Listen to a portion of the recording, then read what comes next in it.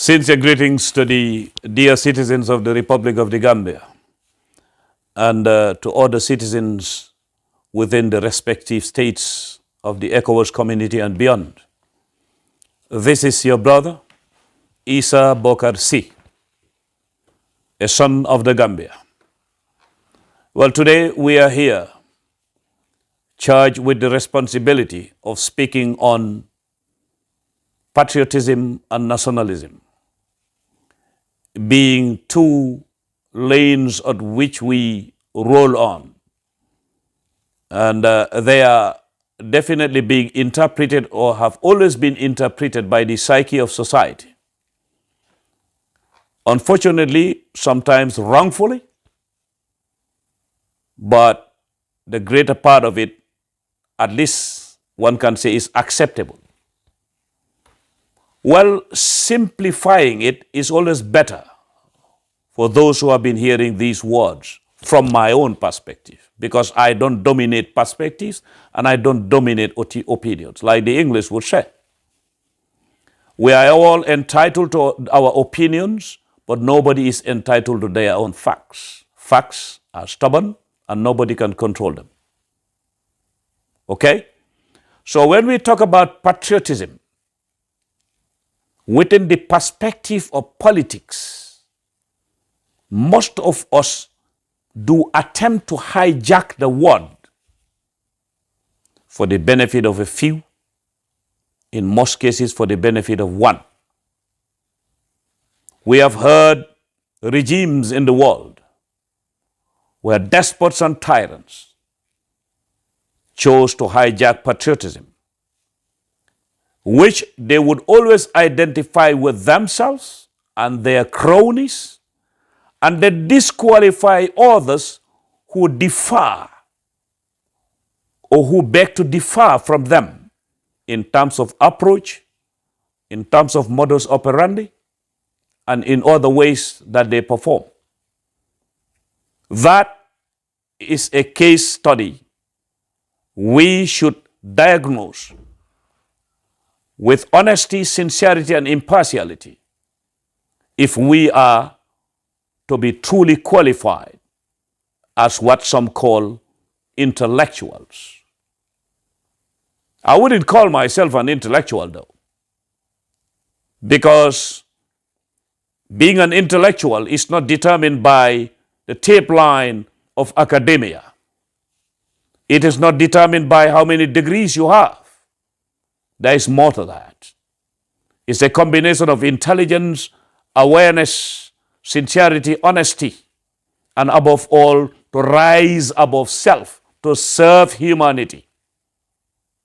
That is what I would call an intellectual. Thought-provoking, speeches which are geared toward nothing other than the enhancement of lives. That is what I will call an intellectual.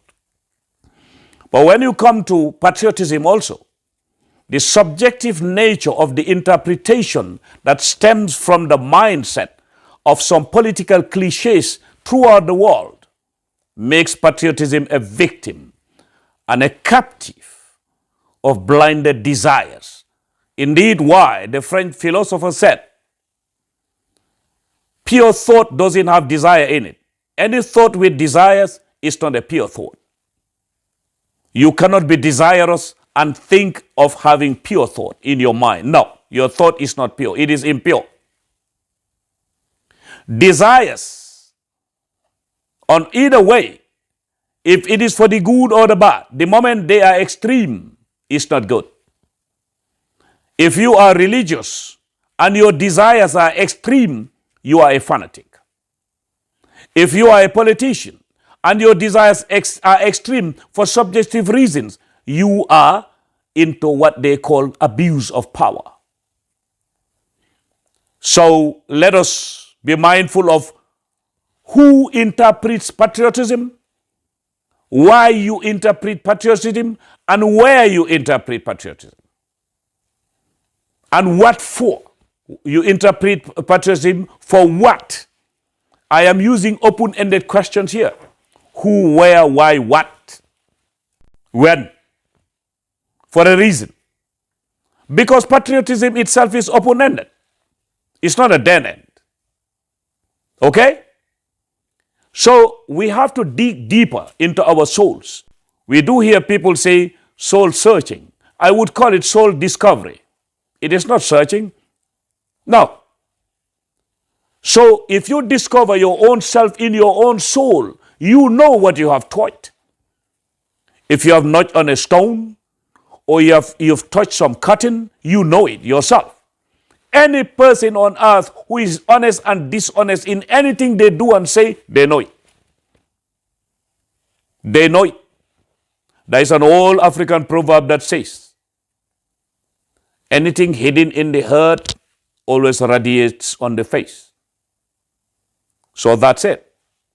Now, when we come to nationalism, you see, like I said, we have had folk songs. We have had cultural revolutions in parts of the world where people will compose songs, write books, and then inject it into the psyche of society. People will sing those songs and then attach patriotism to the personality cult of so-called leaders.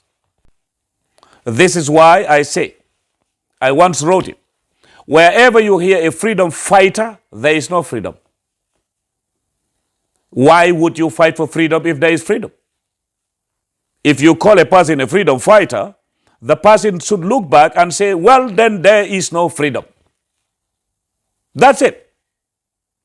So, nationalism and patriotism along the contours of time has always been hijacked and captured by blinded desires of one or a few for every subjective reason. Most of it is to entrench power or to expand a market or military force.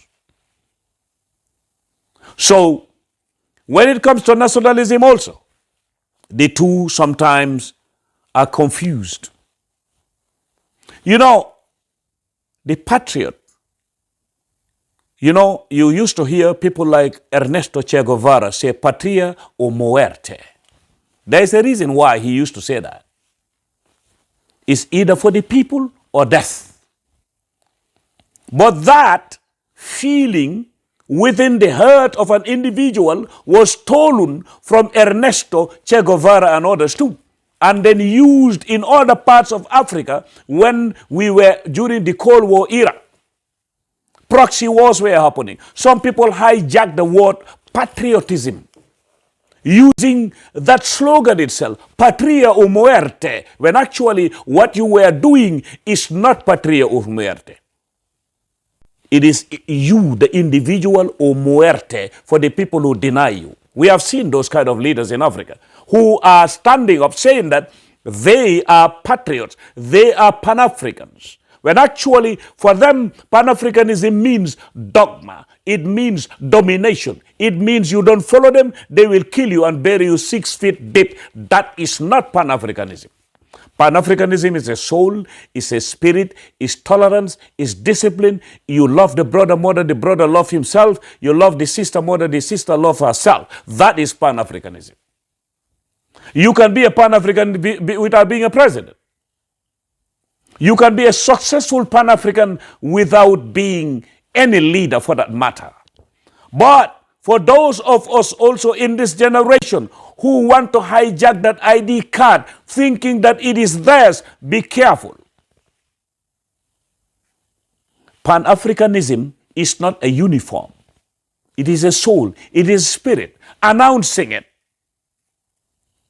Having a swag around. Rolling around. Using it as a shot and walking around receiving applauses does not make you a Pan-African brother or sister. No. No, it does not. You have to understand that this soul of a Pan-African, you will hear me, I'm very emotional at this point. This is how those who were blinded by desires eliminated Amilcar Cabral. This is how they eliminated Samora Machel.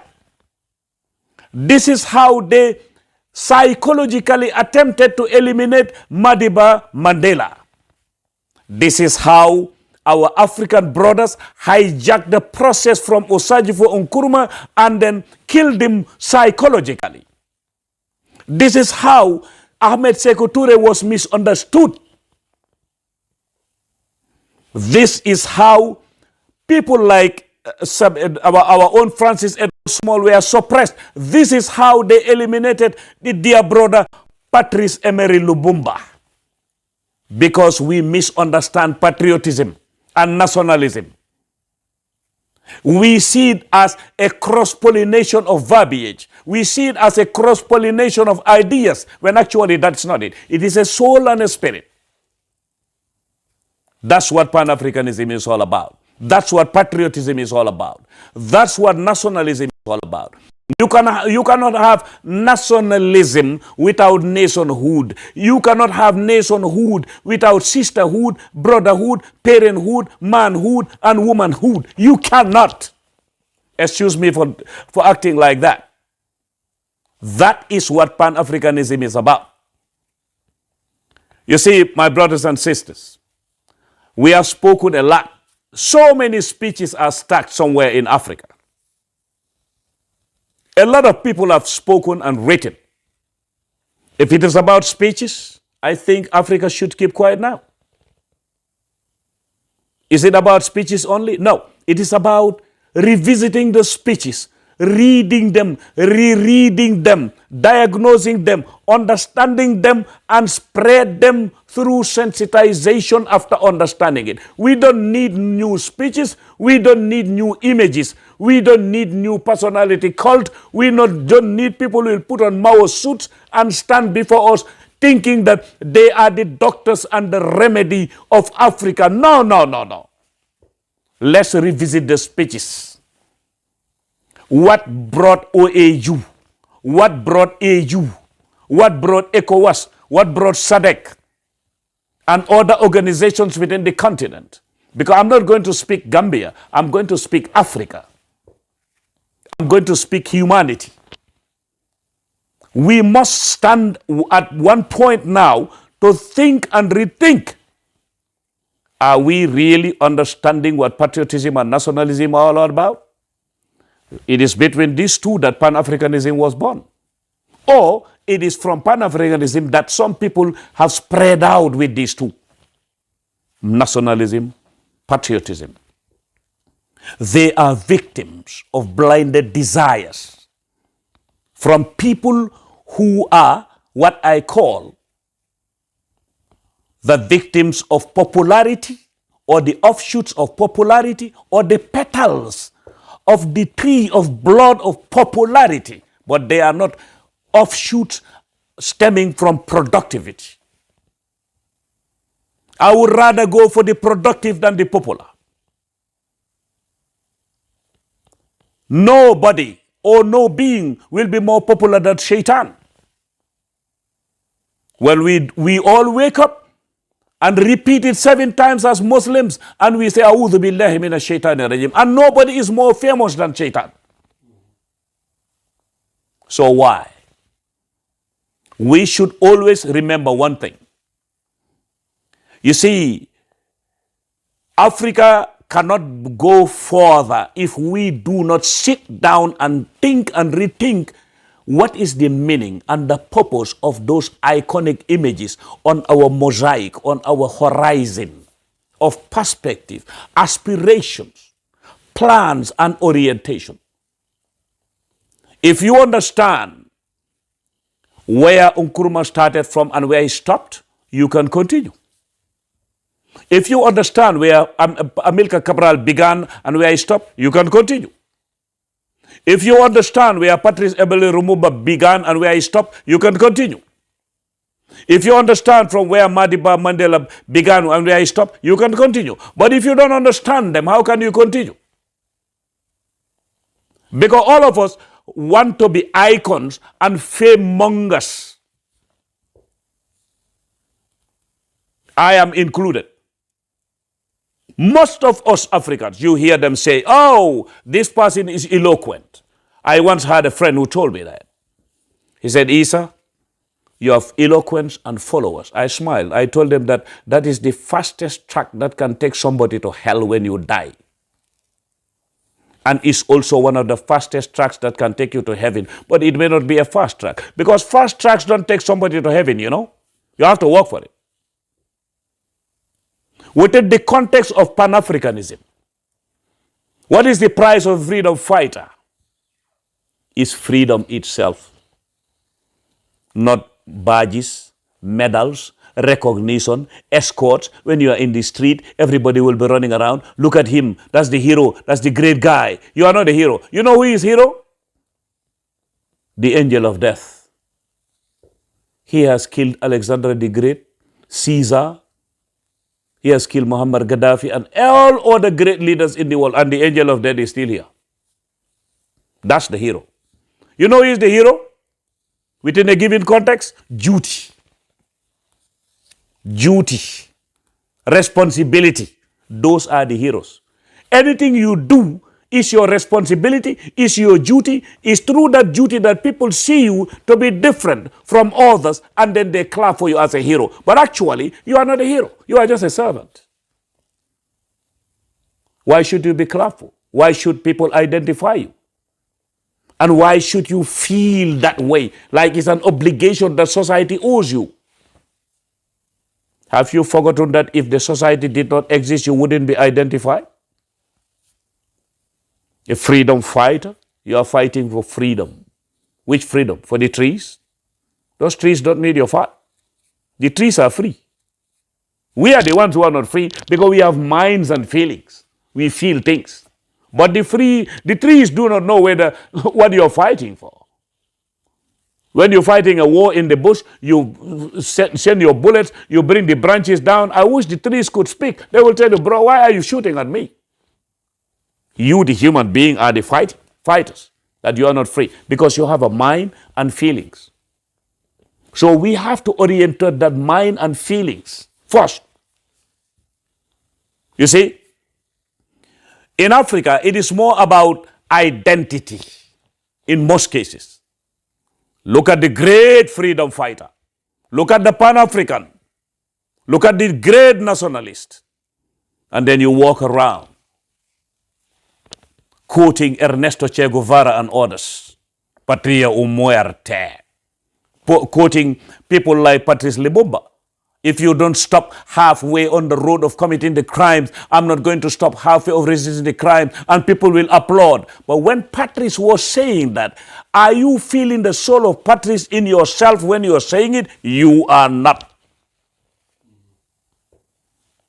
When he was saying that, he was persecuted. He was eliminated. His flesh was soaked in acid so that people will not go on a pilgrimage for him. From 1960 to now, we have heard Belgium apologizing and then ready to compensate for what King Leopold did in Congo. That is a freedom fighter. Not because of he died. Some of them did not die. They lived until they died and were buried. Madiba. But when Madiba left the prison, he came. 4 years down the line, he said he's enough. I can bet if Madiba Mandela, with the euphoria that followed him out of that prison in the 90s, had he requested to be something like a supreme leader, the whole world would have accepted it for him. But no, Madiba said no. You have heard his story. When he was with his guards as a president, another guard came sitting near him, a white man, was trembling and shivering. He invited him to have lunch with him. After the man left, he told his guards, you know who is this guy? He was one of those people who were torturing me. That is a Pan-African. That is Madiba Mandela. He does not feed on revenge and avenge. He's above that. His soul and spirit is his discipline. Because you know why? He's teaching that guy that you used to judge us as savages. You used to judge us as people who are intolerant. We don't know what we do. But I am more civilized than you. Me, the black man, Nelson Madiba Mandela. After torturing me for 27 years, I found you in a restaurant as the president and invite you to eat with me. Nelson's soul and spirit is teaching the African that we should refuse what we are identified with, not by yelling, not by delivering speeches, not by strikes, but by behavior. That's why Martin Luther King Jr. said, judge not the person by the skin color, judge him by the contents of the character. The contents of a character is the patriot, the contents of the character is the nationalist. Thank you very much, my dear brothers and comrades. It's your brother Essa Bokarr Sey.